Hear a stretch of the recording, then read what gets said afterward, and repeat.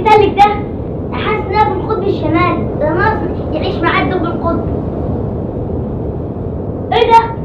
ده طلع حقيقة ولا ايه؟ ايه ده؟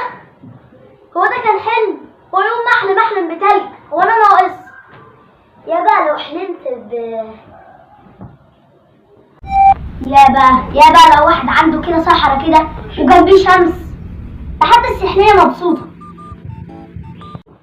ايه ده؟ هو انا يوم ما افوق بالحلم افوق على حلم جامد؟ يلا الحمد لله. ايه ده؟ انا اروح اشرب ناري ناشف قوي.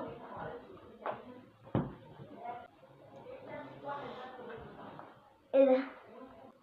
انا اروح اموت واعمل الحمام، مش قادر. هو ده وقته بس هموت واشرب؟ ده انا ما شربتش حتى واروح اعمل حمام. اروح اعمل حمام بقى.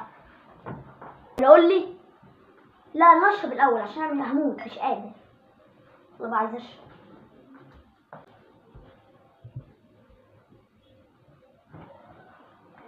ايه ده؟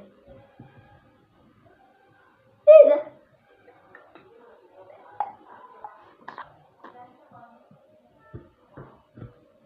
هي دي الكوبايه اللي كنت ماليها ميه من دقيقتين، ما كملتش حتى 4 ثواني. هي دي كوبايه حقيقيه؟ لازم اجرب بقى. ده كوبايه حقيقيه. يا لو رجع بيا الزمن كده والف حول الكره الارضيه كلها واروح مناطق صحراويه بدل الجو التلج اللي انا عايش فيه ده. كل 100 مره اروح الحمام، داخل طالع الحمام، ده كأن الشتاء بيحب الحمام.